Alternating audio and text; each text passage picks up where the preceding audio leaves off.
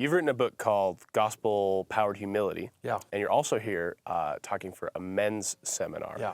So oftentimes men can view masculinity and see it as this shell of arrogance or something that's brash and they pump their chest over. How do gender roles and humility go hand in hand?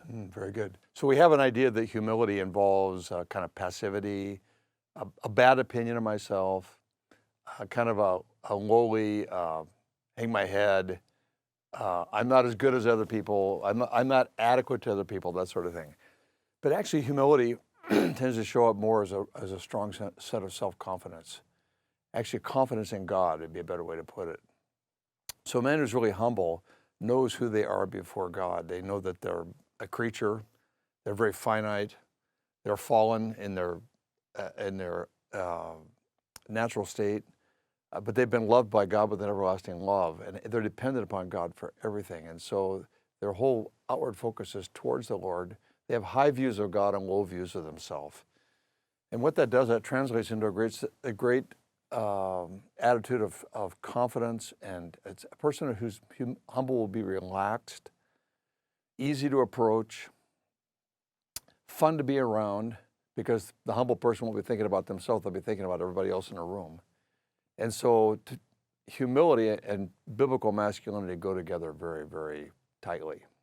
I would say a man who's really masculine biblically is going to be a humble man, and he's going to be a man that everybody's going to want to be around.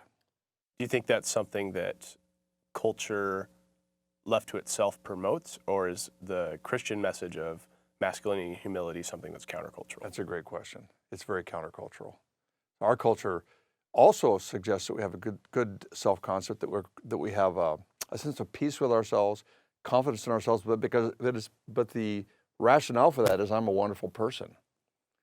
Look how good I am. Look at how well I perform. Look how I'm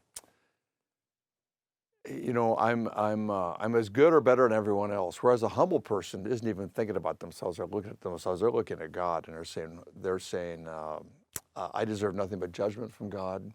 But God in his kindness and grace has redeemed me at the expense of his Son. I'm loved by God with an everlasting love, but not because there's anything good that dwells in me, but because there's everything good dwells in God. And so it's a transfer of, we see the same effect, but the reason for it is completely different for the Christian versus the non-Christian. And the moral output of the humble person will be completely different in the Christian than it would be in the non-Christian. The non-Christian will be actually arrogant and will be thinking about himself all the time, will not be serving other people, whereas the Christian will be serving others, loving others, pouring himself out for other people.